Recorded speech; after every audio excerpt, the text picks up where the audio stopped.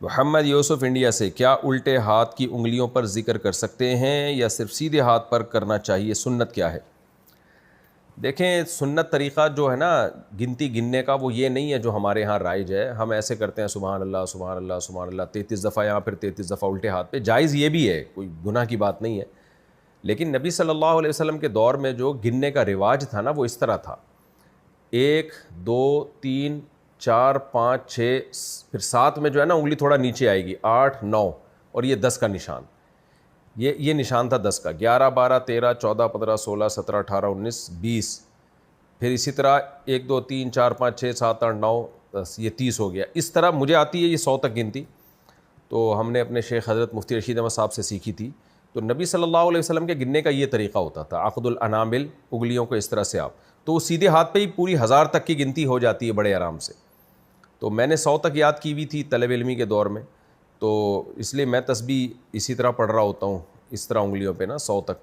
لیکن یہ سیکھنی پڑتی ہے، تو جن کو آتی ہے وہ سکھا سکتے ہیں، اور کتابیں بھی لکھی ہوئی ہیں اس پہ، وہ کتاب پڑھ کے آپ سیکھ سکتے ہیں. تو نبی صلی اللہ علیہ وسلم تسبیح ہاتھ پہ ہی پوری اسی طرح سے سیدھے ہاتھ پہ ہی پڑھا کرتے تھے.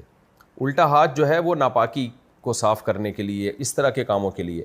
لیکن اب لوگوں کو یہ والی طریقہ آتا نہیں ہے، عقد انامل یعنی انملہ پہ جو ہے وہ گنتی گننے کا طریقہ اب لوگوں کو آتا نہیں ہے، یہ چیز ختم ہو گئی ہے. تو اب آسانی کے لیے پھر یہ کرتے ہیں 33 دفعہ سیدھے ہاتھ پہ، 33 دفعہ الٹے ہاتھ پہ، تاکہ 99 دفعہ یہ عمل ہو جائے، پھر ایک دفعہ ویسے ہی تو 100 دفعہ ہو جائے گا. تو اب لوگوں نے اپنی آسانی کے لیے یہ رکھا ہوا ہے.